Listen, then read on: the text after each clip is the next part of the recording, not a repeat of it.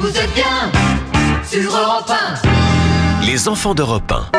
À 7h23, on retrouve Laure d'Autriche. Bonjour Laure. Bonjour à tous. Pour les enfants d'Europe 1, vous revenez sur la chute du mur de Berlin. En 89, un événement incontournable de notre histoire. Dans la nuit du 9 au 10 novembre, tombait le mur qui existait depuis 28 ans. Oui, ce jour-là, dira Gorbatchev, l'histoire est sortie de ses gonds. Ce 9 novembre à 18h57, un dirigeant de la RDA annonce en direct à la télévision que des points de passage vers l'ouest seront ouverts à minuit. À 23h, ils sont déjà des milliers à attendre au pied du mur avant de l'attaquer à coups de pioche. C'est incroyable. Qu'est-ce que vous allez faire à Berlin-Ouest?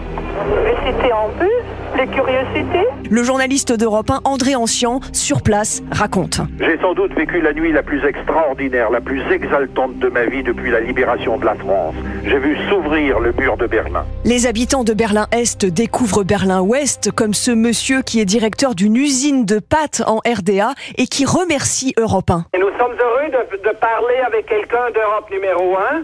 Nous écoutons toujours Europe numéro 1.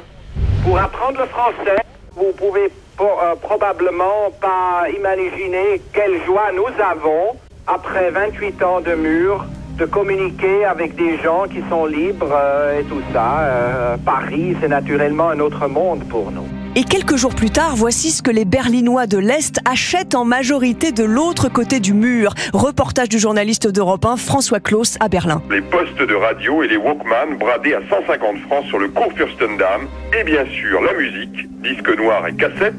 On ne connaît pas les compacts en RDA. Et au fait, qu'achète-t-il? Du rock, Dépêche Mode, des Beatles.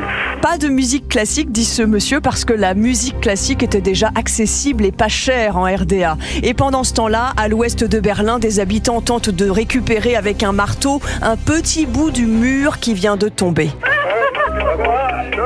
Le petit bruit du marteau le soir au coin du mur, seul, en famille ou avec des amis, on le parcourt de long en large ce mur. Débonnaires, les policiers à cheval confisquent au fur et à mesure les marteaux, sans pouvoir endiguer cette nouvelle frénésie. Et les touristes, eux, regardent. Le long du mur de Berlin, les 14 000 gardes-frontières se sont désormais retirés et les 300 miradors ne serviront plus à rien. Merci Laure d'Autriche. À la réalisation, François Demoulin. Tous les épisodes des enfants d'Europe 1 sont à retrouver sur notre application et notre site europe1.fr.